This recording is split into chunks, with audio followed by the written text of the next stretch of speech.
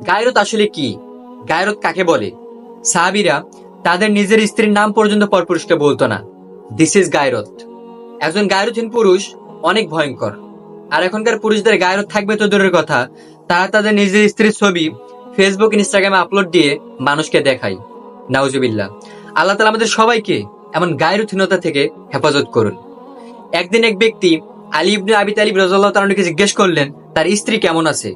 তিনি উত্তরে বললেন, তোমার রক্ত যদি হালাল হতো তাহলে তরবারি দিয়ে আমি তোমার মাথা কেটে ফেলতাম। এরপর মক্কার একজন মুশরিক তার উটকে জবাই করে দিচ্ছিল। তাকে প্রশ্ন করা হলো, আপনি আপনার উটটি জবাই করলেন কেন? আপনার টাকার প্রয়োজন হলে তো বিক্রি করে দিতে পারতেন। তখন লোকটি বলল, এই উটের উপরে আমার ফ্যামিলির মহিলারা বসতো, বিক্রি করে দিলে অন্য পুরুষরা এই উটের উপরে বসবে, যেটা আমার সহ্য হবে না, এই জন্যই উটটাই আমি রাখবো না। Can you imagine?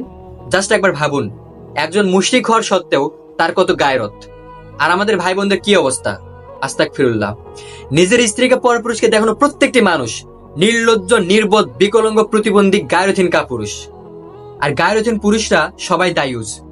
রাসূলুল্লাহ সাল্লাল্লাহু আলাইহি ওয়াসাল্লাম বলেছেন, এরা তো জান্নাত পাবেই না, জান্নাতের গন্ধও পাবে না। সূরা হাদীদের 20 নম্বর আয়াতে আল্লাহ তাআলা বলতেছেন, আমাল হায়াতুদ দুনিয়া ইল্লা মাতাউল গুরুর। এই দুনিয়ার পুরো জীবনটা ধোকার সামগ্রী ছাড়া তো আর কিছুই না।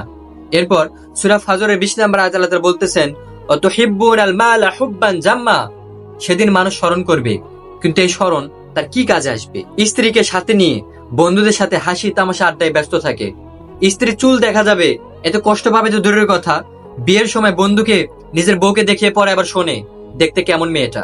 বন্ধুর চোখের খোরাক বানিয়ে তারপর সে বিয়ে করতেছে। আর এটাই নাকি এখনকার ভদ্র সমাজের ট্রেন্ড। আর এখনকার ছেলেরা বা পুরুষরা পুরুষের কাতারে তো এরা পড়েই না। যাই হোক, এদের গায়রত থাকবে তো দূরের কথা, আসলে গায়রতটা কি অনেকে এটাই জানে না। এই উম্মার জন্য আমার অনেক আফসোস হয় যে এই উম্মার ম্যাক্সিমাম পুরুষরা জানে না গায়রত কি।